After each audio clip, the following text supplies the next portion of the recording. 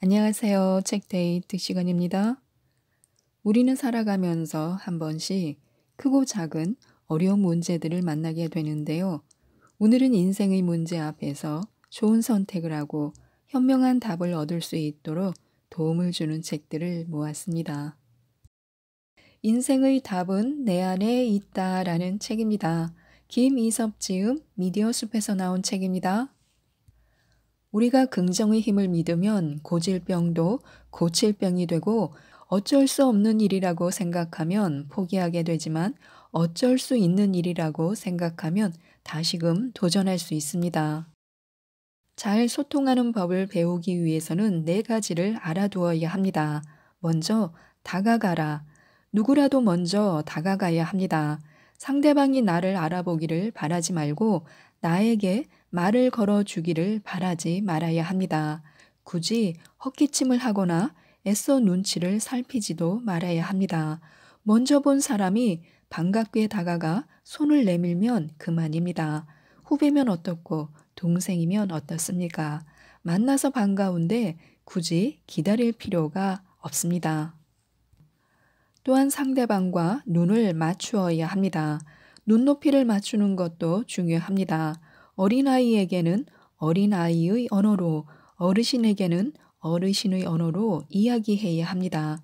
상대방의 수준에 맞게 이야기해야 상대방이 온전히 이해할 수 있습니다. 소통은 상대방의 기분이나 비위를 맞추는 게 아니라 눈을 맞추고 눈높이를 맞추는 것입니다. 또 눈을 열고 귀를 열고 마음을 열어야 합니다. 눈을 열어야 눈여겨볼 수 있고 귀를 열어야 귀 기울여 들을 수 있습니다. 그리고 마음의 문을 열어야 마음과 마음이 서로 이어질 수 있습니다. 또한 나누어야 합니다. 소통은 서로 나누는 것입니다. 서로의 생각이나 감정을 주고받는 것입니다. 내 것과 너의 것으로 나누는 게 아니라 함께 나누어 우리의 것으로 만드는 일입니다. 기쁨은 나누면 배가 되고 슬픔은 나누면 반이 됩니다. 모든 걸 나눌 수만 있다면 피를 나눈 형제보다 더 가까운 사이가 될지도 모를 일입니다. 진정한 어른이 되기 위해서는 이 5단계를 알아둘 필요가 있습니다. 먼저 자기 암시인데요. 자기 암시는 자신에게 긍정적인 신호를 반복적으로 보내는 일입니다. 자신에 대한 믿음, 자신감을 불어넣는 일입니다.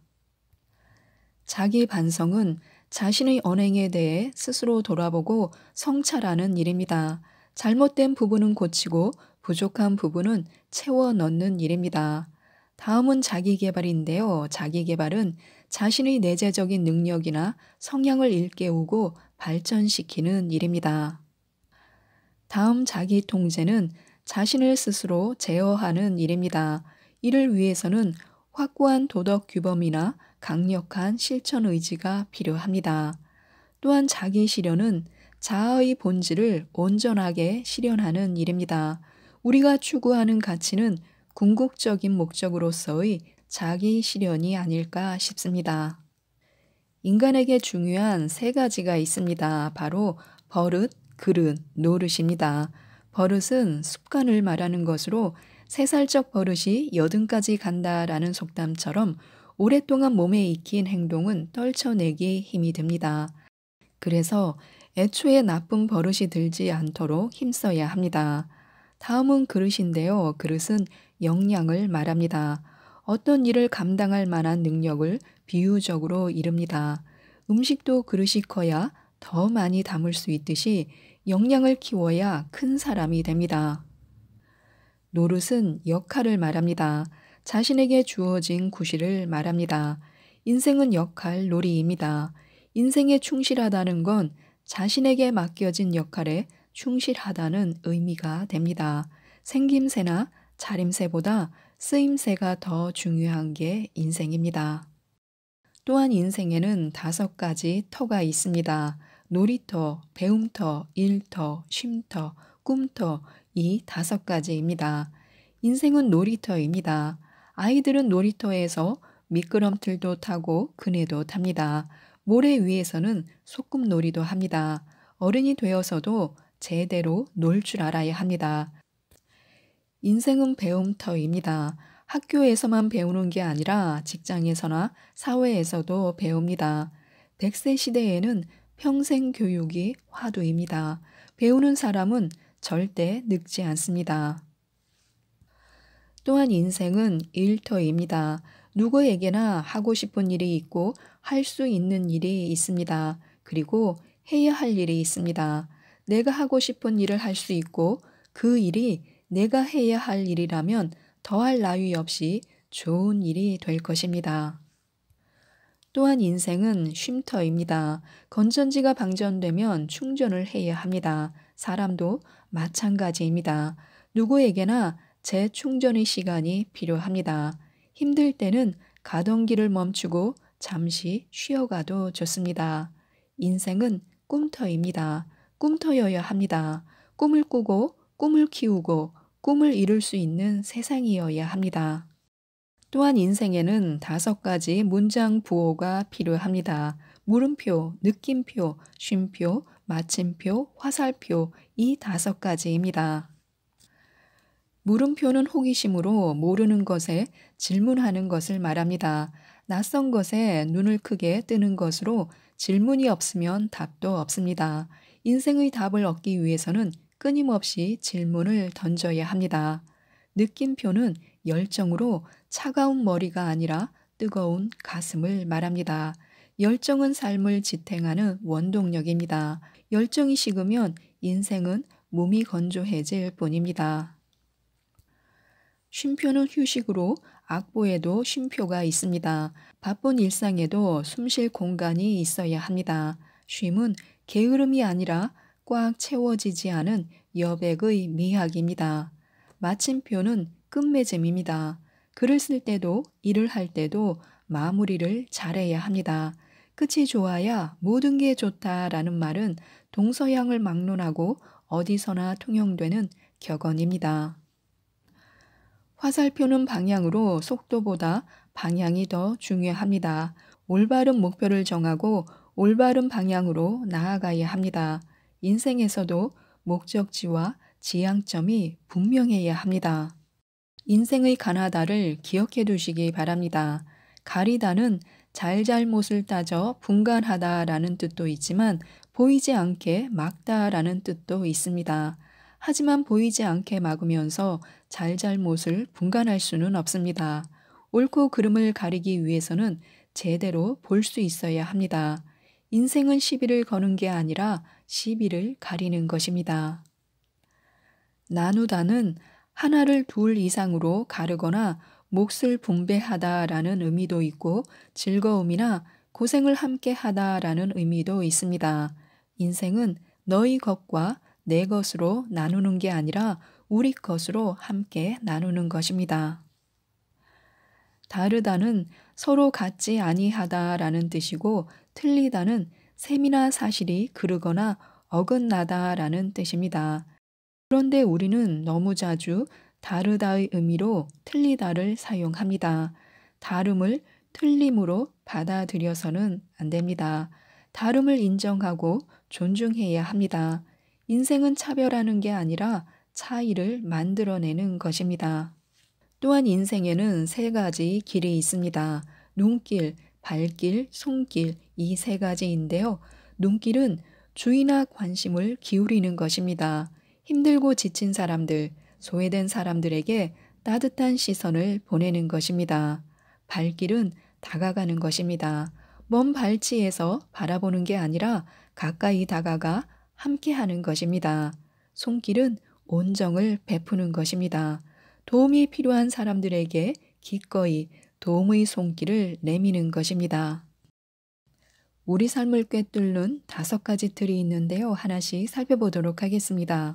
먼저 프레임인데요. 프레임은 사물을 바라보는 시선이나 인식을 가능하게 하는 틀을 말합니다. 어떤 틀을 가지고 상황을 이해하고 해석하느냐에 따라 행동이 달라진다는 게 프레임의 법칙입니다. 윈스턴 처칠은 비관주의자는 모든 기회 속에서 어려움을 찾아내고 낙관주의자는 모든 어려움 속에서 기회를 찾아낸다라고 말했습니다. 같은 내용도 어떻게 포장하느냐에 따라 달라지고 같은 의도 또한 어떻게 표현하느냐에 따라 달라집니다. 어떠한 틀을 가지고 보느냐에 따라 세상은 달리 보이기 마련입니다. 틀을 바꾸면 세상이 바뀝니다. 인도의 시성 타고르의 집 하인이 3시간이나 늦게 출근을 했습니다. 몹시 화가 난 타고르는 하인에게 당신은 해고야 라고 소리쳤습니다. 그러자 하인이 고개를 숙인 채 조용히 말했습니다. 죄송합니다. 어젯밤 딸아이가 죽어서 지금 묻고 오는 길입니다. 라고요. 타고르는 주관적 판단에 사로잡힌 인간이 얼마나 잔인해질 수 있는지를 깨달았다고 합니다. 우리는 너무 쉽게 남을 판단합니다. 너무 쉽게 예단하고 속단하고 단정 짓습니다. 보이는 게 다가 아닌데도 말입니다. 다음은 내가 보고 싶은 것만 보고 듣고 싶은 것만 듣는 확증 편향입니다. 이 확증 편향은 자신의 신념과 일치하는 정보만 받아들이는 그런 경향이 있습니다. 자신의 신념과 일치하지 않는 정보는 당연히 무시합니다. 팥으로 메주를 쓴데도 고지 듣는다라는 속담이 있습니다. 맹신입니다. 콩으로 메주를 쓴데도 고지 듣지 않는다라는 속담도 있습니다. 이는 불신입니다. 맹신은 모든 걸 스펀지처럼 빨아들이고 불신은 스프링처럼 튕겨냅니다. 지금 우리에게는 필터가 필요합니다. 이물질과 불순물을 걸러내고 온전한 정보와 지식을 받아들여야 합니다. 편향은 한쪽으로 치우치는 것입니다. 한쪽으로 치우치면 당연히 중심을 잃게 되고 바르게 설 수가 없습니다. 내가 바르게 서지 못하는데 세상이 바르게 보일 리가 없습니다. 손에 망치를 들면 모든 게 못으로 보인다라는 말이 있습니다. 모든 인간은 편향적으로 인식하고 사고하고 행동합니다. 단지 정도의 차이만 있을 뿐입니다. 한쪽으로 치우친 시선으로는 주변을 둘러볼 수가 없습니다. 내가 선 그 자리가 언제나 나에게 곁을 내준다는 보장도 없습니다. 세상은 늘 변화를 만들고 내가 굳건히 믿었던 가치가 때로는 나를 내칠 수도 있음을 기억해야 합니다. 다음은 내 행동이나 지각에 영향을 미치는 무의식인 콤플렉스입니다. 사람은 누구나 이런저런 콤플렉스를 안고 살아갑니다. 콤플렉스는 무의식 속에 억압적으로 잠재된 관념입니다. 심리적 복합체 혹은 심리적 구조물이라고도 합니다. 콤플렉스는 크게 2가지로 나누어 볼 수 있는데요. 하나는 우월 콤플렉스와 다른 하나는 열등 콤플렉스입니다. 일반적으로는 콤플렉스가 열등의식이나 열등감과 같은 뜻으로 쓰입니다. 그런데 우월 콤플렉스는 자신의 열패감을 감추기 위한 자기 과시나 자기 기만인 경우가 많습니다. 그래서 우월 콤플렉스를 열등 콤플렉스의 또 다른 이면이라고도 할 수 있습니다. 콤플렉스는 삶의 에너지원이 되기도 합니다. 오스트리아의 정신분석학자인 알프레드 아들러는 열등 콤플렉스의 극복을 통해 인격이 성장하고 자신감이 강화된다고 보았습니다. 누구라도 콤플렉스에 사로잡히면 인생의 패배자가 되지만 콤플렉스를 극복하면 인생의 승리자가 될 수 있습니다. 다음은 메커니즘인데요. 인생에 작동하는 5가지 원리인 메커니즘이 있습니다. 톱니바퀴 메커니즘, 지렛대 메커니즘, 시계추 메커니즘, 방아쇠 메커니즘, 스위치 메커니즘 이 5가지입니다. 메커니즘은 사물의 작용 원리나 구조를 말합니다. 정신분석학에서는 무의식적인 방어 기제를 뜻하기도 합니다. 인생에는 다양한 메커니즘이 작동합니다. 협력 메커니즘도 있고 착취 메커니즘도 있습니다. 먹이사슬은 생태계에서 먹이를 매개로 연결된 관계입니다. 약육강식의 세계에서는 정글의 법칙이 지배합니다. 강한 자가 약한 자를 잡아먹고 약한 자가 강한 자에게 잡아먹히는 메커니즘입니다. 인생에도 앞으로 나아가기 위해 힘이 필요합니다. 다만 혼자만의 힘이 아니라 지렛대처럼 옆에서 받쳐주고 괴어주고 힘이 도달할 수 있도록 도와주는 그런 조력자의 힘이 필요합니다. 아무 도움 없이 자기 혼자 살아가는 사람은 없습니다. 누구에게나 다른 누군가의 도움이 필요한 법입니다. 스위치는 전기 회로를 연결하거나 차단하는 장치입니다. 전원 스위치를 켜야 메커니즘이 작동합니다. 스위치를 켜기만 하면 세상은 대낮처럼 밝아집니다. 긍정의 스위치를 켜면 부정이 긍정으로 변합니다. 마찬가지로 희망의 스위치를 켜면 절망이 희망이 됩니다. 행복의 스위치를 켜면 불행 또한 행복이 될 수 있습니다. 긍정의 스위치를 켜면 반밖에라는 부정이 반이나라는 긍정으로 바뀝니다. 긍정적인 사고는 긍정적인 행동으로 이어지고 긍정적인 행동은 긍정적인 삶으로 이어지기 마련입니다. 다음은 패러다임인데요. 생각을 바꾸면 인생이 달라집니다. 패러다임은 한 시대의 인간 사고를 규정하고 지배하는 규범이고 인식 체계입니다. 또한 공동체의 구성원들이 공유하는 철학이나 신념, 가치관의 총체이기도 합니다. 어느 노숙자가 기차역 광장에 앉아 구걸을 하고 있었습니다.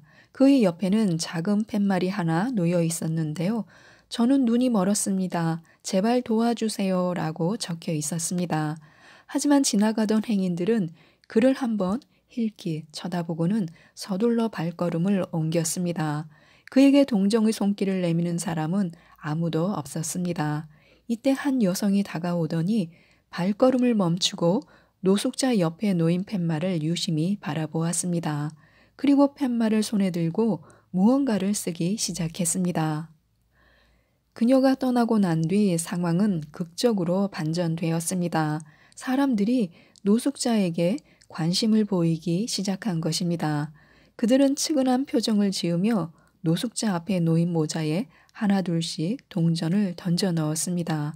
팻말에는 아름다운 날이에요. 그런데 저는 볼 수가 없네요. 라고 적혀 있었습니다. 팻말에 새롭게 적어 넣은 글이 바로 인식의 전환이고 패러다임의 전환입니다. 인생 전환의 심리학 수업이라는 책입니다. 황시 투한제음 정은재 옮김 미디어 숲에서 나온 책입니다. 도대체 무엇이 우리의 운명에 영향을 줄까요? 생각과 시각, 마음을 전환하면 인생이 바뀐다고 합니다. 진정한 나를 찾고 사랑하게 되면서 변화가 일어난다고 하는데요. 이 책은 꽉 막힌 삶을 바꾸는 3가지 법칙에 대해서 알려주는 책입니다. 먼저 생각의 전환을 살펴보도록 하겠습니다.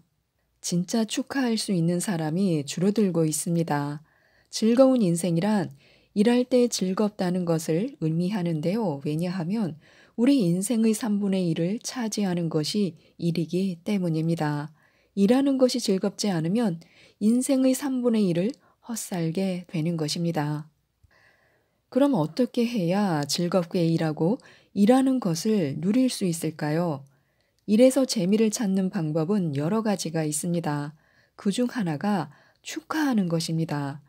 인류는 언어가 생기기 전부터 축하라는 방식으로 생명에 대한 고마움을 표시했습니다. 부족 사회에서는 불더미 옆에서 춤을 추거나 노래로 축하를 전했습니다.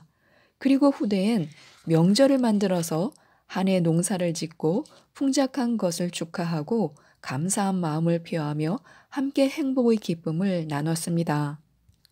그러나 지금은 축하할 줄 아는 사람이 갈수록 줄어들고 있습니다. 왜 그럴까요? 첫째는 사람들이 항상 부정적인 일에 초점을 맞추고 비난과 의문을 품는 것에 익숙하며 일이 잘 안 풀리는 쪽을 보기 때문입니다.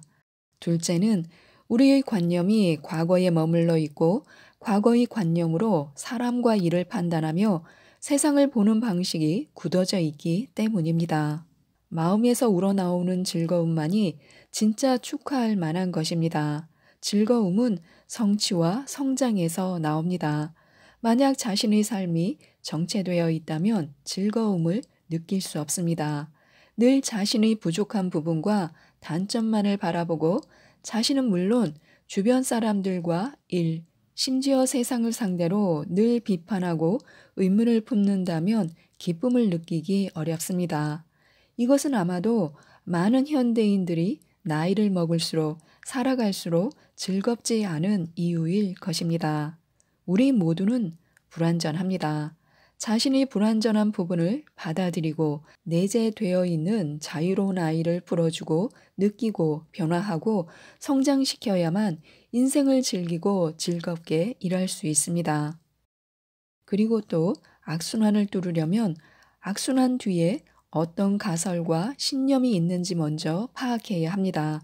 예로 들면 돈이 없다, 돈을 아낀다, 돈을 안 쓴다, 기회가 없어진다, 돈이 더 없어진다 라는 순환 뒤에는 돈은 아끼면 생긴다 라는 가설이 있습니다. 그 가설을 살펴보면 그 결과는 돈이 더 없어진다는 것을 알 수 있습니다. 그래서 돈에 대한 신념을 돈은 자신의 능력으로 버는 것으로 바꿔보는 것입니다.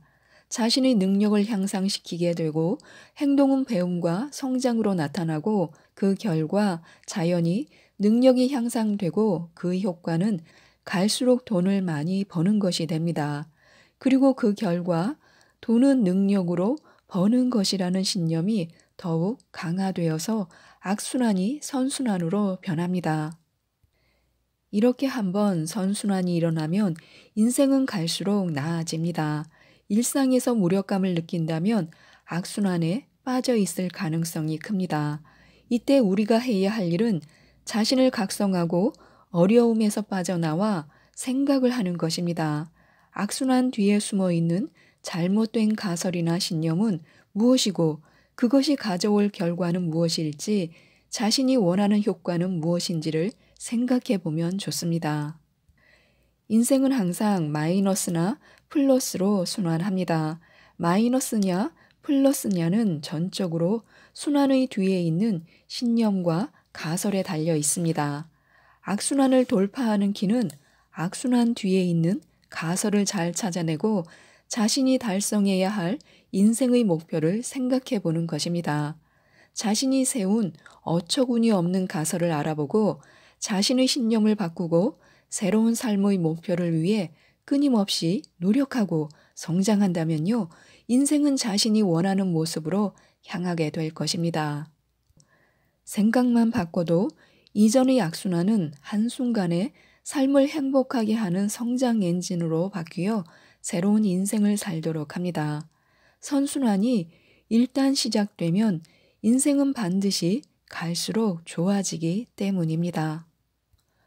모든 어려움은 우리를 더 높은 곳으로 이끈다는 사실을 기억해야 합니다. 어려움은 잘하지 못하지만 우리의 능력은 잘할 수 있습니다. 어려움은 죽어 있는 것이지만 사람은 살아있는 존재입니다. 위로 올라갈수록 길은 결코 붐비지 않습니다. 만약 붐빈다고 느낀다면 분명 아직도 너무 낮은 단계에 있는 것입니다. 높이가 시야를 결정합니다. 낮은 곳에 서 있을 때 시야는 한정됩니다. 더 높이 서 있을 때 시야는 분명 넓어집니다. 그곳에 서면 자연히 풍경은 달라집니다. 움푹 파인 상태에서 미래를 상상하면 내재된 제약과 외적인 어려움으로 인해 자신의 소망이 한정된 공간에 머물게 됩니다. 그렇게 되면 마음속으로 원하던 일이 스스로에게 감옥이 될 수도 있습니다. 본래 선의가 깃든 아름다운 축복이 사람을 감옥에 가두는 그런 주문으로 바뀔 수도 있다는 것입니다. 다음은 더 나은 자신을 발견할 수 있는 시각의 전환에 대해서 알아보도록 하겠습니다. 세상에 절망적인 상황은 없습니다. 다만 절망하는 사람만 있을 뿐입니다. 인생은 십중팔구 뜻대로 되지 않습니다. 순풍에 돛을 단 듯 쉽게 나아가는 인생은 없습니다. 누구든 온갖 어려움에 부딪혀 무력감을 느낄 때가 있습니다. 다만 누군가는 어려움을 겪으면 포기하고 밑바닥으로 떨어져 피해자가 되는 데 비해 어떤 사람은 위기를 스스로 성장하고 변화하는 기회로 만들었다는 점이 다릅니다. 자신이 걷는 길 앞에 커다란 돌이 있을 때 누군가는 걸림돌로 여기고 누군가는 밟고 지나가고 누군가는 자신을 한 단계 올라가게 하는 계단이 되도록 하는 것과 같습니다. 돌은 돌일 뿐이지만 걸림돌인가 징검다리인가 이것은 돌 자체에 의해 결정되는 것이 아니라 우리가 직접 결정하는 것입니다. 인생을 바꾸는 것은 때로는 한마디로도 충분합니다. 밀턴 에릭슨은 미국의 저명한 심리치료사인데요. 한 번은 그가 미국 중남부의 작은 도시에 강연을 갔을 때 한 동료가 그에게 도움을 청했습니다. 고모가 혼자 오래된 집에 살고 계신데 아무 연고도 없어서 심한 우울증에 걸리셨어요. 삶의 방식을 바꾸라고 해도 듣지 않으시는데 어떻게 고모를 바꿀 수 있을까요? 에릭슨은 동료의 고모 집을 찾아가 보았더니 그가 말한 모습보다 더 외로워 보였습니다. 그녀는 햇빛도 들지 않는 어두컴컴한 백년 묵은 방에 갇혀 혼자 살고 있었습니다. 주변에서 생기도 찾을 수 없었습니다. 에릭슨은 노인에게 집을 좀 구경시켜 달라고 부탁했습니다. 에릭슨은 정말 그 오래된 집을 구경하고 싶었을까요? 물론 아닙니다. 그는 하나라도 생명의 숨결이 남아있는 것을 찾고자 했습니다. 마침내 어느 방의 창턱에서 작은 아프리카 제비꽃과 집안에서 유일하게 활력 있는 화분 몇 개를 찾아냈습니다. 고모는 나는 하는 일이 없어요 라며 그냥 작은 화분 가꾸기를 좋아해요 라고 했습니다. 에릭슨은 아주 좋네요. 고모님의 꽃이 이렇게 아름다우니 반드시 사람들을 기쁘게 할 거예요. 만약 이웃들과 친구들이 이런 멋진 화분 선물을 받는다면 얼마나 기뻐할까요? 라고 말했습니다. 이후 고모는 아프리카 제비꽃을 대량으로 재배하기 시작했고 도시 안에 거의 모든 사람이 꽃 선물을 받았습니다. 어느 순간 외롭고 의지할 곳 없던 고모는 그 도시에서 가장 인기 있는 사람이 되어 있었습니다. 그가 사망했을 때 현지 신문의 헤드라인 기사엔 시 전체가 아프리카 제비꽃 퀸을 잃었다라고 보도했습니다.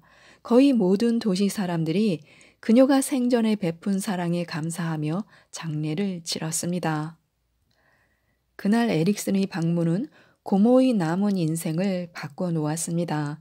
사실 인생을 바꾸는 데는 그리 많은 부와 권력이 필요하지 않습니다. 말 한마디로도 창을 열면 삶의 동력이 바뀌고 한 사람이 완전히 다른 삶을 살 수 있습니다. 내면이 풍족한 사람은 기쁘고 평화롭고 행복합니다. 인생에는 두려움과 사랑이라는 두 개의 큰 힘이 있습니다. 앞으로 나아가게 하는 것은 대부분 두려움의 힘입니다. 두려움이라는 동력에 의해 대다수가 성공합니다. 그러나 두려움 때문에 달려간다면 설사 성공한다고 해도 그 성공이 즐거울 수는 없을 것입니다.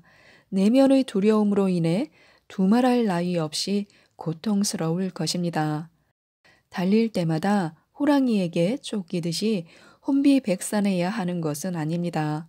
열정적이면서도 기분 좋은 달리기, 그것은 바로 사랑 때문에 달리는 것입니다. 나무가 힘차게 자랄 필요 없어도 자신이 나무라는 것을 증명하는 것처럼 자신의 가치를 굳이 증명하려 하지 않는 사람이 있습니다. 에릭슨의 말 한마디는 아프리카 제비꽃 퀸에게 내면의 중요한 동력 중 하나인 우리가 다른 사람을 위해 무엇을 할 수 있는지를 자극했습니다. 다른 사람을 위해 자신이 할 수 있는 것을 하여 도와주려고 할 때 그 사람의 마음엔 더 강한 힘이 생깁니다. 그것이 바로 사랑의 힘입니다. 그 힘은 그 사람을 더 가치 있게 하고 성취감을 느끼게 합니다. 그래서 우리는 무엇을 가졌기 때문에 어떤 사람이 되는 것이 아니라 어떤 사람이 되는지에 따라 어떤 성취를 이루는지가 결정됩니다. 지금까지 두려움으로 살기 위해서 인생을 살았다면 이제 우리는 사랑의 힘을 선택할 수 있습니다. 비록 그 힘이 두려움의 힘만큼 세지는 않더라도 적어도 인생의 여정을 가는 동안 우리는 행복할 수 있습니다. 그것이 걸림돌인지 디딤돌인지는 우리가 결정하는 것입니다. 인생은 높은 봉우리를 오르는 것과 같고 어려움은 디딤돌과 같습니다. 만약 성장의 길을 선택한다면 우리가 직면한 모든 어려움은 인생의 디딤돌이 될 것이며 그것은 성공으로 가는 사다리가 될 것입니다. 그렇다면 어려움에 처했을 때 어떻게 걸림돌을 디딤돌로 어려움을 성장의 사다리로 바꿀 수 있을까요? 첫째는 어려움을 재정의해야 합니다. 우리가 어려움을 어려움으로 여기고 해결해야 할 문제로 삼으면 가슴이 답답해지고 무력감이 생깁니다. 어려움을 문제라고 생각하는 대신 도전이라고 할 때 우리는 투지가 넘치고 힘이 생깁니다.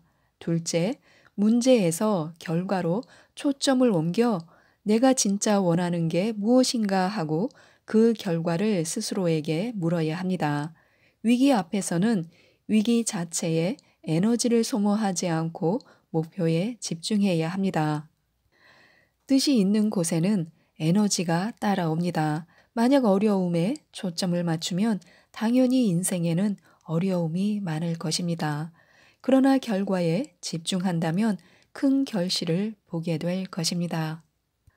다음은 트라우마에서 벗어나기 위해 마음의 전환을 살펴보도록 하겠습니다. 흉터는 우리를 일깨우고 보호하기 위해 존재합니다.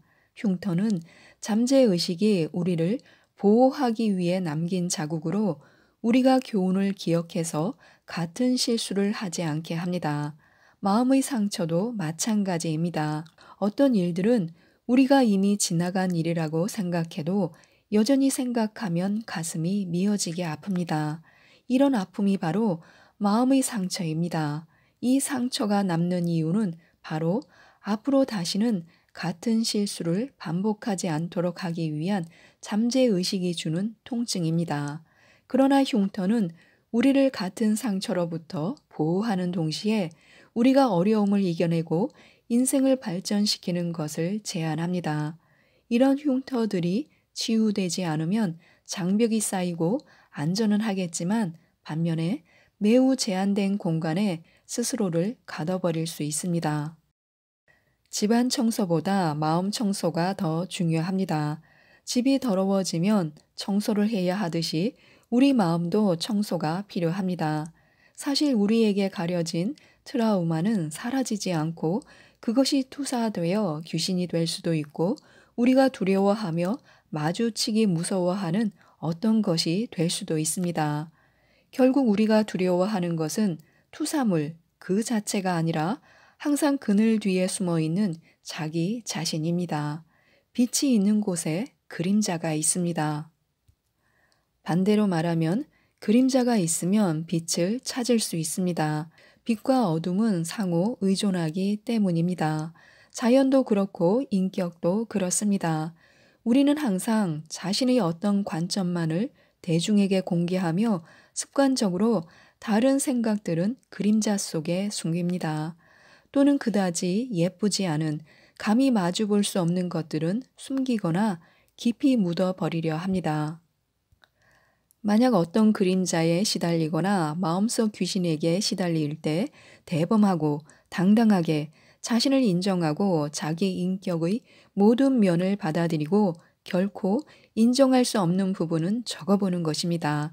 그리고 그것을 직시하고 돌파하고 받아들여야 합니다. 진실은 우리를 연약하게 하는 것이 아니라 강하게 만듭니다. 자신의 어두운 면을 직시할 용기가 났을 때 아마도 안도의 한숨을 내쉴 것입니다. 왜냐하면 모든 것이 자신이 생각했던 것만큼 나쁘지는 않다는 것을 발견하기 때문입니다.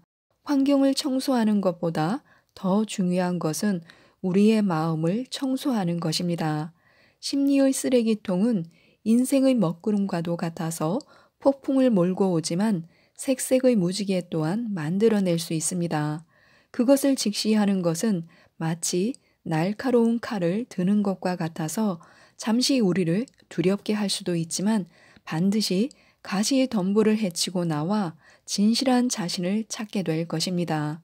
만약 우리가 용감하게 자신을 활짝 열고 햇빛이 들어오게 한다면 귀신이 있을 곳은 없습니다.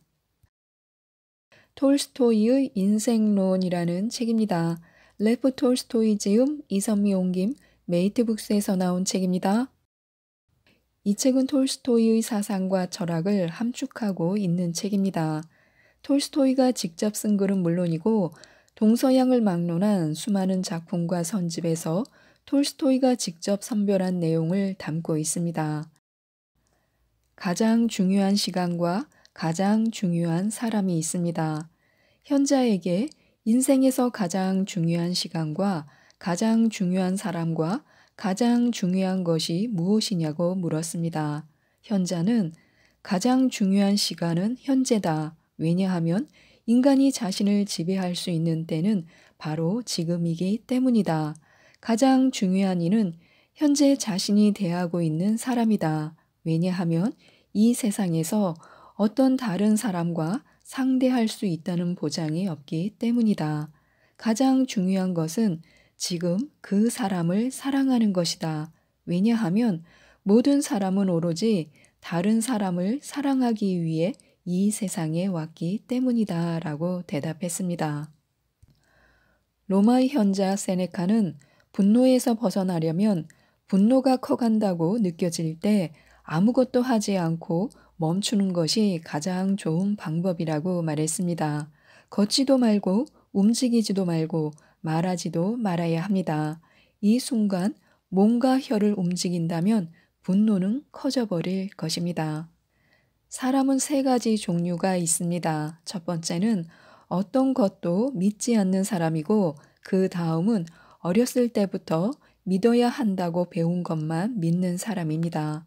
마지막으로 마음으로 이해하는 것을 믿는 사람이 있습니다. 이 마지막 부류의 사람이 가장 현명하고 가장 의지가 강한 사람입니다. 나는 누구인가? 나는 무엇을 해야 하는가? 나는 무엇을 믿고 무엇에 대해 희망을 가져야 하는가? 철학의 모든 것은 이 세 가지 질문이라고 철학자 리텐베르크는 말했습니다. 이 질문 가운데 가장 중요한 것은 나는 무엇을 해야 하는가입니다. 인간이 무엇을 해야 하는지 알고 있다면 인간이 알아야 할 모든 것을 알고 있는 것입니다. 무엇을 해야 할지 의심이 들 때 당장 죽을 수도 있다는 것을 생각해 보면 좋습니다. 그러면 모든 의구심들이 사라질 것이고 자신의 의식이 말하는 바를 진정 자신이 원하는 것이 무엇인지를 분명하게 알 수 있을 것입니다. 진실을 말하는 것은 훌륭한 재단사가 되거나 훌륭한 농부가 되거나 아름답게 글씨를 쓰는 것과 같습니다. 어떤 일에 능숙해지려면 연습이 필요합니다. 아무리 노력을 해도 반복해서 하지 않았던 일은 수월하게 할 수 없습니다. 진실을 말하는데 익숙해지려면 아주 사소한 것이라도 진실만 말해야 합니다. 우리 안에 있는 악과 맞서 싸워야 합니다. 집에 지붕을 덮고 창틀에 창을 다는 대신에 폭풍우 치는 날에 밖으로 나가 비, 바람, 구름을 꾸짖는 사람을 본다면 우리는 그 사람을 미친 사람이라고 생각할 것입니다. 그러나 우리 안에 있는 악과 맞서 싸우려 하지 않고 다른 사람들의 악을 꾸짖고 비난한다면 우리도 그와 같은 일을 하는 것입니다. 집에 지붕을 얹고 창문을 다는 것이 가능한 것처럼 우리 안에 있는 악을 없애는 것도 가능합니다. 하지만 날씨가 바뀌라고 구름이 거치라고 명령할 수 없는 것처럼 이 세상에서 악을 완전히 없애는 일은 불가능합니다. 만약 다른 사람들을 가르치는 대신 우리 자신을 개선하고 교육한다면 세상의 악이 줄어들고 모든 사람들이 더 나은 삶을 살게 될 것입니다. 힘든 시간을 겪고 있거나 사랑을 잃을까 걱정되고 미래에 대한 두려움으로 고통스럽다면 삶은 오직 현재에만 존재한다는 것을 기억해야 합니다. 그리고 자신의 모든 생각과 기억을 현재에 집중해야 합니다. 과거에 대한 고뇌도 미래에 대한 걱정도 모두 사라질 것이며 자유와 행복을 느낄 것입니다. 눈 뜰 때마다 자신에게 물어야 합니다. 나는 오늘 어떤 좋은 일을 할까라고요.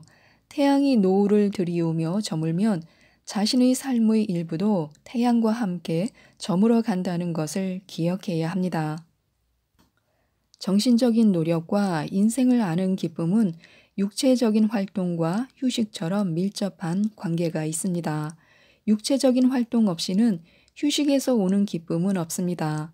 정신적인 노력이 없이는 인생을 아는 기쁨을 누릴 수 없습니다. 말하기 전에 생각해야 할 것이 있습니다. 말을 하기 전에 생각할 시간이 있다면 말을 할 필요가 있는지, 내가 말을 하면 누군가에게 해를 입히지는 않을지 생각해 보아야 합니다. 우리는 다른 사람을 평가할 수 없습니다. 우리는 종종 다른 사람을 평가합니다.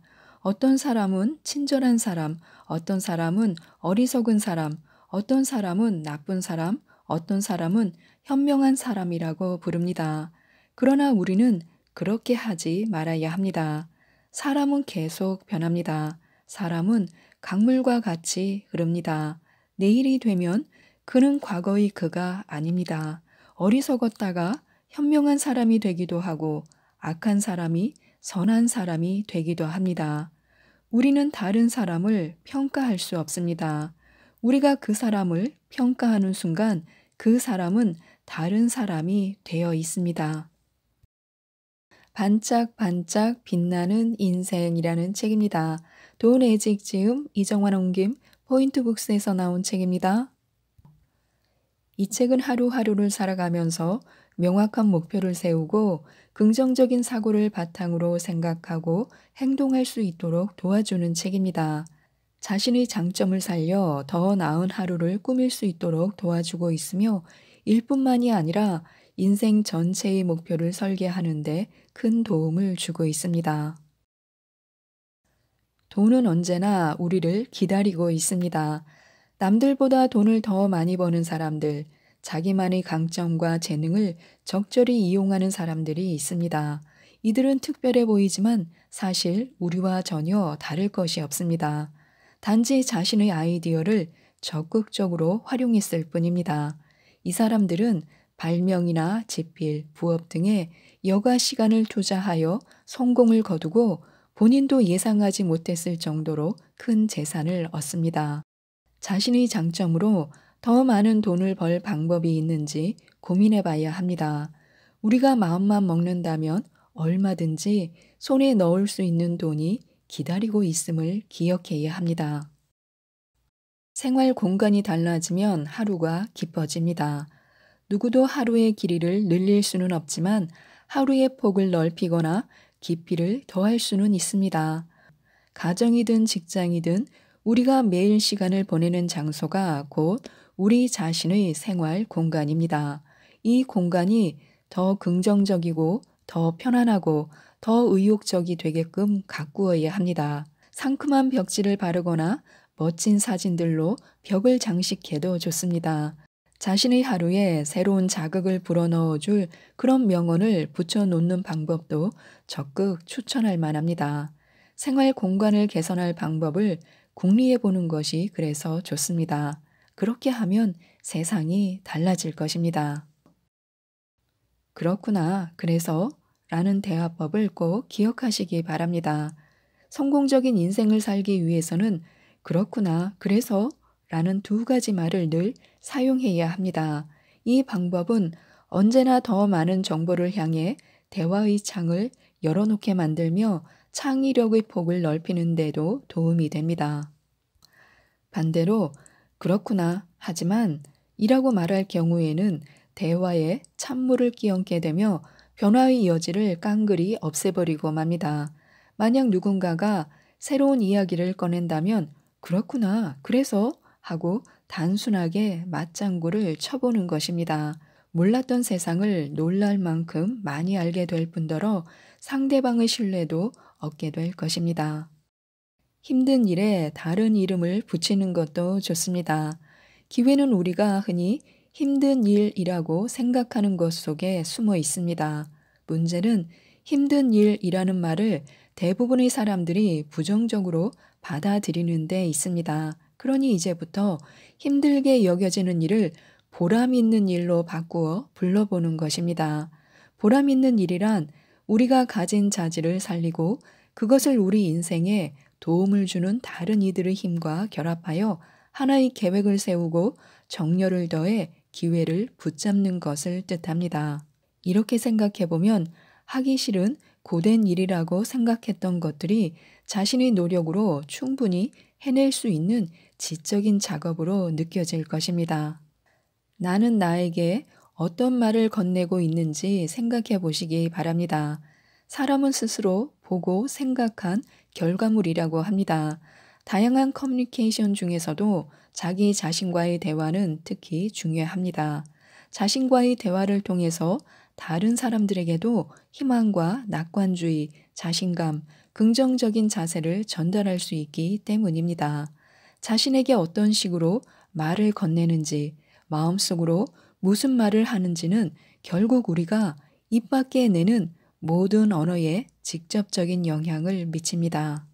자신에게 긍정적인 말을 건네고 있는지, 혹시 마음속으로 자신의 잘못을 늘 곱씹거나 두려운 대상을 떠올리지는 않는지 생각해 보시기 바랍니다. 자신에게 건네는 말을 긍정적으로 바꿀 수 있는 사람은 자기 자신밖에 없다는 점을 잊지 말아야 합니다. 툭 하면 비판을 하거나 불평을 쏟아내는 사람들이 너무도 많습니다. 그런 사람들은 언제나 세상의 부정적인 면만을 보고 사는 사람들입니다. 이런 습관을 고치는 방법은 하나입니다. 스스로 부정적인 말을 결코 입 밖에 내지 않는 것입니다. 시간을 내어 주위 사람들을 칭찬하고 그들이 해준 일에 감사를 전하면 됩니다. 누군가가 맡은 일을 잘해내면 한껏 격려해주고 축하를 해주면 됩니다. 감사와 칭찬은 변화를 불러옵니다. 우리가 상상하는 것 이상의 멋진 결과가 되어 우리에게 되돌아올 것입니다. 함께 있을 때 즐거운 사람이 되어야 합니다. 웃음은 두 사람 사이의 거리를 최대한 단축시켜 줍니다. 우리도 누군가와 허물없는 웃음을 나누면서 한층 가까워지는 기분을 느껴본 적이 있을 것입니다. 웃음을 선사하는 사람들은 우리의 감정과 인생관에 영향을 끼치며 교감신경에 엔돌핀이 넘치도록 해줍니다. 하지만 가장 중요한 것은 그 사람과 함께 있으면 즐겁다는 사실입니다. 오늘 하루를 즐겁게 만들어준 사람이 있는지, 또한 나는 오늘 누군가를 즐겁게 만들었는지 생각해 보시기 바랍니다. 승자와 보통 사람의 단 한 가지 차이점이 있습니다. 승자는 보통 사람 이상으로 노력하는 보통 사람에 지나지 않습니다. 승자는 큰 성공을 거둔 이후에도 다시금 노력을 기울여 계획을 세우고 이를 실행에 옮깁니다. 또한 승자는 자기만큼 성공하지 못한 주변 사람들을 비판하지 않습니다. 능력을 최대한으로 발휘한다는 점만 빼면 대부분의 승자들은 우리와 다를 것 없는 평범한 사람들입니다. 그들의 비법은 많은 시간을 들여 자신이 지금 어디로 나아가고 있는지를 생각하는 데 있습니다. 그리고 거기에 도달하기 위해 자신이 가진 모든 것을 적극 활용하는 것이 바로 그들만의 비법입니다. 운은 절로 찾아오지 않습니다. 영화배우 루실 볼은 언젠가 친구에게 이렇게 말했습니다. 운? 난 그런 거 몰라. 나한테 있어서 운이란 좀 달라. 열심히 일하는 것, 그리고 무엇이 기회이고 무엇이 아닌지를 분간할 줄 아는 것. 이 진리를 모르는 사람들이 너무도 많습니다. 사람들은 아무것도 하지 않고 앉아서 자기는 운이라고는 전혀 없다고 불평을 합니다. 기회가 찾아와도 허무하게 보내버릴 뿐입니다. 운이란 스스로 만드는 것입니다. 문제 없는 인생이란 없습니다. 아무런 걱정도 문제도 없다면 인생이 얼마나 즐거울까 하고 누구나 한 번쯤 이런 생각을 해보았을 것입니다. 하지만 문제 없는 인생이란 있을 수 없는 법. 위와 같은 생각은 그저 환상에 지나지 않습니다. 우리가 할 수 있는 최선은 문제가 무엇인지 정확히 간파하고 그 상황을 개선할 수 있는 계획을 세운 다음 그대로 실천하는 것입니다. 즉, 문제에 직면했을 때는 왜 그런 문제에 부딪히게 되었는지 분석하고 위기를 기회로 바꿀 방법을 생각해야 합니다. 세상에 극복할 수 없는 문제란 없습니다. 어림도 없는 일에 도전하는 것도 좋습니다. 너가 그걸 어떻게 해? 어림도 없으니까 꿈깨.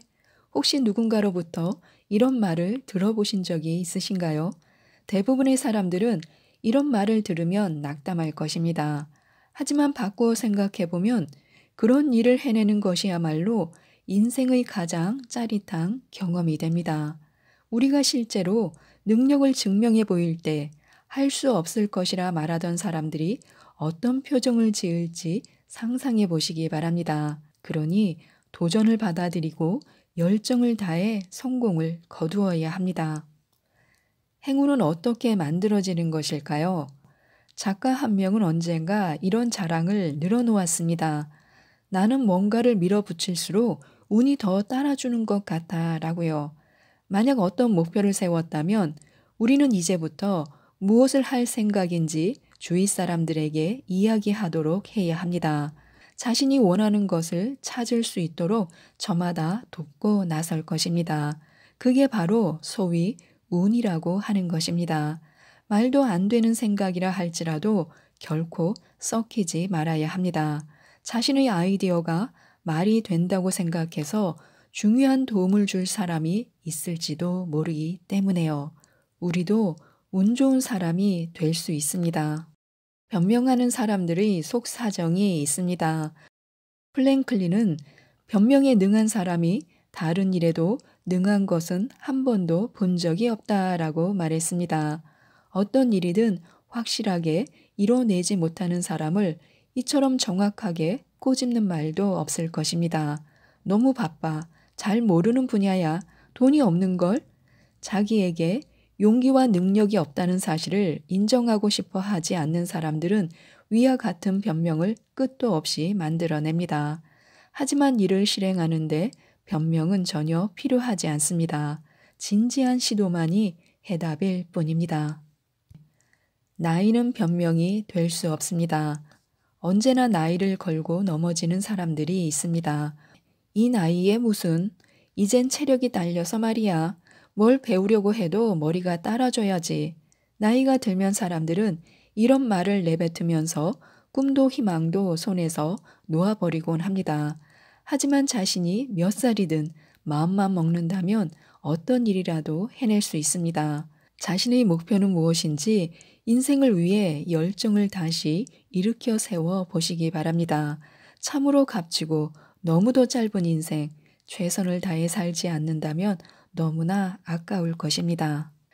자신이 가고 싶은 곳은 어디인지, 자신이 어느 곳을 향해 가고 있는지 알아야 합니다. 그것을 알지 못한다면 결국 뜻하지 않은 곳에 도착하여 어리둥절하게 될 것입니다. 인생에서 꼭 한번 해보고 싶은 일, 가고 싶은 장소, 그리고 가장 중요하게는 되고 싶은 사람에 대해 고민을 게을리하지 말아야 합니다. 이것을 알아야 엉뚱한 곳에서 헤매지 않을 수 있습니다. 오늘 당장 이 세 가지에 관한 목록을 작성해 보시기 바랍니다. 그렇게 하면 원하는 곳으로 향해 가는 기회의 열차가 왔을 때 결코 놓치지 않을 것입니다. 진정한 나를 찾다라는 책입니다. 인드라 초안 지음, 나카지마 다카시 역금, 양영철 옮김, 경성라인에서 나온 책입니다. 인생에는 수많은 기회가 있습니다. 기회에는 항상 위험이 따릅니다. 위험을 무릅쓰고 기회를 잡으려는 사람만이 성공을 향한 도전권을 얻을 수 있습니다. 기회가 많지 않다고 한탄하는 사람이 있을 수 있습니다. 그러나 지금까지 한 번도 기회가 없었다라고 생각하는 사람은 많지 않을 것입니다. 기회가 많지 않았다라고 여기는 사람은 기회를 기회로 인식하지 못했기 때문입니다. 기회는 이 세상 도처에 널려 있습니다. 기회는 보통 위험을 수반하는데요. 위기와 기회는 동전의 앞뒷면과 같아서 기회가 많으면 그만큼 위험도 많습니다. 중요한 것은 위기에 도전하는 용기를 가지고 있는가 하는 점입니다. 사람들은 좋은 기회를 얻으면 대부분 비슷하게 행동합니다. 그러나 위기에 처하면 자신의 인간성을 드러내는 행동을 하게 됩니다. 위기 시 그 사람이 어떻게 행동하는가는 다른 사람들의 주목의 대상이 됩니다. 별로 어렵지 않은 위기에 빠져도 금세 의욕을 잃는 사람도 많습니다. 역경에 약할지 어떨지, 자포자기에 쉽게 빠질지 어떨지 한눈에 알 수 있습니다. 위기와 기회는 세상 도처에 널려 있습니다. 보통 천재로 불리는 사람의 이면에는 그의 재능을 발휘할 수 있었던 기회와 장소, 그리고 그런 인연을 만들어준 사람이 있습니다. 원래 인간은 누구나 천재적인 성격을 지니고 있지만 천재가 실질적으로 천재가 되지 못하는, 즉, 재능을 꽃피우지 못하는 데는 상당한 이유가 있습니다. 첫째, 노력이 부족하다는 점. 둘째, 본인에게 각성이 없었다는 점. 셋째, 천재성을 개화시켜 줄 사람을 만나지 못했다는 점입니다. 인간은 모두 개성이 있습니다. 재능 혹은 개성이라고 부를 수 있는 이 특성은 좋은 환경 하에서 최고로 발휘됩니다. 적성은 자신의 개성을 죽이지 않고 살리는 것이므로 자기에게 알맞은 일은 아무리 힘이 들어도 재미있습니다. 시간이 가도 모를 뿐만 아니라 피곤하지도 않습니다. 창의적인 연구도 저절로 나오게 되며 하루하루 발전하는 자신을 발견하게 됩니다. 그것은 무엇보다도 그 일이 자기에게 맞기 때문입니다. 자신의 적성에 맞는 일을 빨리 찾는 사람이 자기의 잠재적인 가능성을 최대한 발휘할 수 있는 것은 당연한 일입니다. 사람은 기회를 도약대로 발전하는 존재입니다. 돈은 그것을 귀중하게 여기는 사람에게 모입니다. 인재는 사람을 알아보는 사람에게 모입니다. 정보를 귀중하게 생각해야 그것을 수집할 수 있습니다. 그것들을 한 번 쓰고 버릴 듯이 다루는 사람에게는 돈이나 사람, 정보가 모이지 않습니다. 사람은 자신의 가치를 올바르게 인식하는 사람, 자기를 제대로 평가해 주는 사람에게 호의를 가지게 마련이며 좋은 감정을 가지게 되면 사람들은 의외의 정보를 가져오게 마련입니다. 정보를 확대하려면 어떻게 하면 좋을까요? 인터넷을 이용해서 열심히 정보 수집을 할 수도 있으나 별반 효과를 얻지 못하며 그것보다는 자신이 가진 정보를 남에게 이야기하는 것이 좋습니다. 그렇게 하면 뜻밖의 수확을 얻을 수 있습니다. 자신의 정보가 틀렸을 수도 있고 상대가 더 자세한 내용을 알고 있을지 모릅니다. 간단한 정보로 놀라운 아이디어를 내는 사람도 있을 것입니다. 정보는 독점하지 말고 나누어야 합니다. 다른 곳으로 보내면 친구를 데려옵니다. 사람도 마찬가지입니다. 약점 때문에 성공하기 어렵다라고 생각하는 사람은 그 약점을 보완해 주는 사람을 찾을 수 있다면 언제든지 성공할 수 있습니다. 그러기 위해서는 바르게 평가해 주어야 합니다. 실제보다 과대평가하면 업신여기는 것과 같습니다. 변화에는 활력의 기세가 있습니다. 중요한 것은 그 흐름을 거스르지 않고 타는 것입니다. 인생에는 기운이 있습니다. 바꾸어 말하면 인생에는 파도와 바람이라는 것이 있습니다. 파도에는 높은 파도와 낮은 파도, 바람에는 순풍과 역풍, 각각 두 종류가 존재합니다. 파도가 낮고 순풍을 받으면 돛을 활짝 펴고 날아갈 수 있지만 반대로 파도가 높고 역풍이 불면 점점 목적지로부터 멀어지고 배가 난파할 수도 있습니다. 지금은 슬럼프이므로 자신의 불운을 불평하는 사람은 확실히 바람과 파도의 상태를 알고 있습니다. 이제 중요한 것은 한탄을 해도 소용이 없다는 사실입니다. 인생을 보다 나은 환경으로 바꾸기 위해서는 바람이 어느 쪽으로 부는지, 파도 높이에 변화가 없는지 등에 유의할 필요가 있습니다. 운이 나쁘더라도 사람들의 평가는 올랐다 내렸다 합니다. 역풍은 길어야 3년, 그것을 맞받아 나가려 한다면 힘을 소진할 뿐입니다.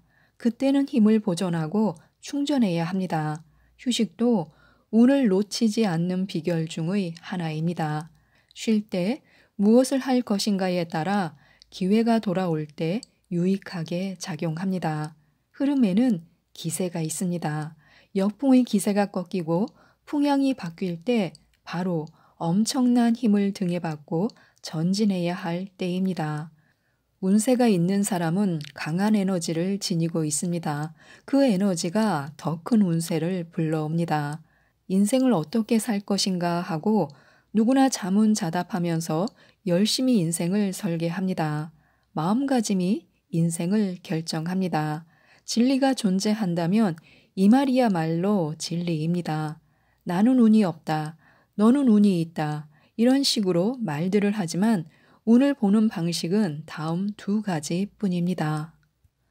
하나의 사실을 어떻게 생각하느냐에 따라 인생이 완전히 달라질 수 있습니다. 그것은 자신이 운이 있다거나 운이 없다라고 어떻게 인식하느냐의 차이일 뿐입니다. 운이 없을 때도 운이 있다고 생각할 수 있는 사람만이 실제로 행운을 잡을 수 있다는 사실이 중요합니다. 운세는 에너지입니다. 행운의 여신은 인력처럼 그 에너지에 끌려 문을 엽니다. 성공하면 운이 좋았다. 실패하면 스스로 부족했다고 생각해야 합니다. 성공을 자기 실력 때문이라고 자만하면 안 됩니다. 실패를 운이나 남의 탓으로 돌리지 않아야 합니다. 평소 이런 마음의 습관을 가진 사람에게 운이 찾아옵니다. 운세는 에너지입니다. 강한 에너지를 가진 사람에게는 비슷한 에너지를 가진 사람이 모입니다. 친구들 중에 성공한 사람, 운이 좋은 사람을 보아야 합니다. 그의 주변 사람들도 모두 운이 강한 사람이라는 사실을 알게 될 것입니다. 불행, 불운, 빈곤은 하나의 전염병입니다. 예방법은 두 가지로 하나는 철저하게 피하는 것이고 또 하나는 면역성을 높이는 것입니다. 운은 에너지입니다. 운이 좋은 사람에게는 에너지가 작용해 운이 좋은 사람들이 모입니다. 반대로 에너지가 약해서 실패만 반복하는 사람, 불행, 불운, 빈곤이 겹쳐 조금도 좋아지지 않는 사람, 이런 사람에게도 같은 에너지를 가진 사람들이 모이므로 이는 지옥과 같은 양상을 띠게 됩니다.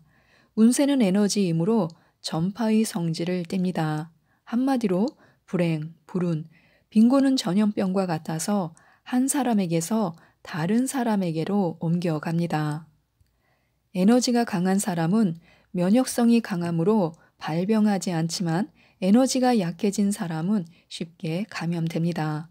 예방법, 치료 방법은 기본적으로 자신의 에너지를 높이는 일입니다.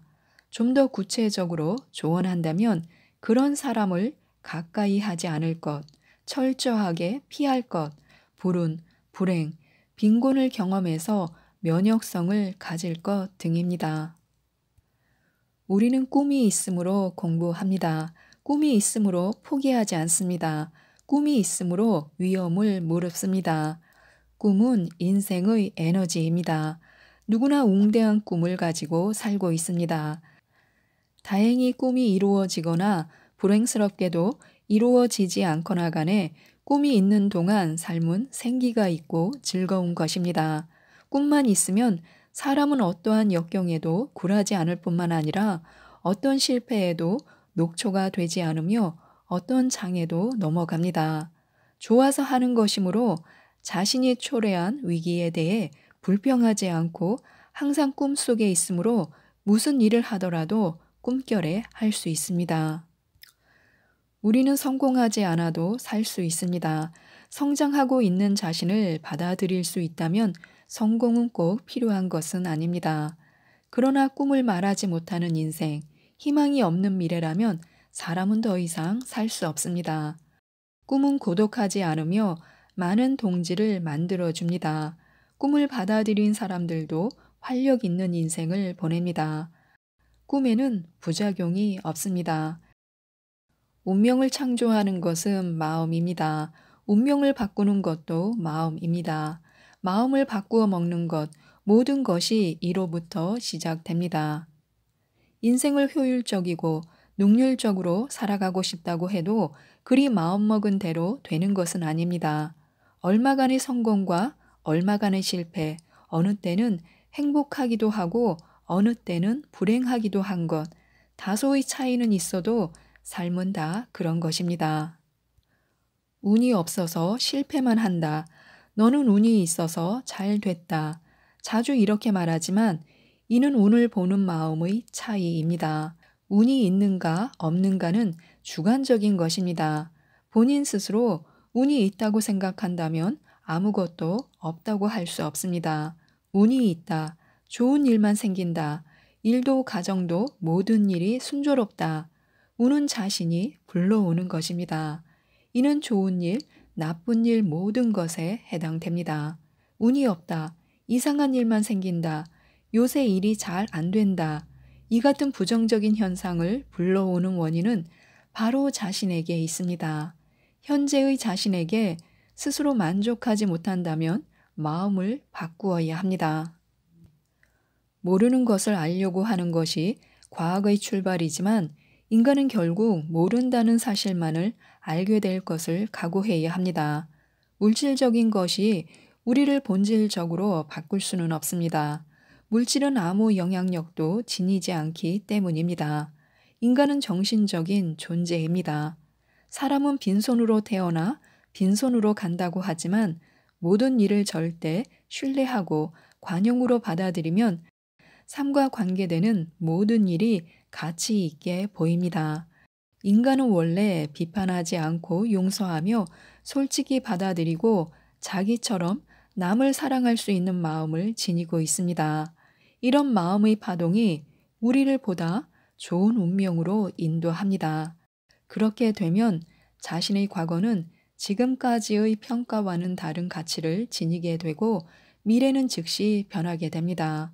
잠을 자던 영혼이 드러나면 직관이 우리를 지키게 됩니다. 아무런 걱정을 할 필요가 없습니다. 잘 되는 일은 잘 되도록, 잘 되지 않아야 하는 일은 잘 되지 않도록 신은 모두 처리해 줍니다. 오직 최선을 다하고 기다리면 됩니다. 그리고 결과는 신에게 맡기면 됩니다. 성격은 마음이 버릇입니다. 성격에는 반드시 패턴이 있습니다. 현재 자신의 성격이 마음에 들지 않는다면 패턴을 한번 부숴야 합니다. 성격은 주위 사람들과 복잡하게 관계를 맺고 형성됩니다. 그것은 긴 세월을 두고 서서히 숙성됩니다. 운명이 성격을 만드는 것은 아닙니다. 그러나 성격은 분명히 우리의 운명을 좌우합니다. 더구나 큰 영향을 미칩니다. 아무리 성격을 바꾸려 노력해도 되지 않는다고 사람들이 대부분은 성격을 바꿀 수 없다고 믿습니다. 그렇지만 성격은 마음의 버릇이므로 패턴이 있습니다. 성격을 바꾸기 위해서는 분석하고 대책을 생각하는 것이 중요합니다. 꿈을 추구하는 것은 귀중한 일입니다.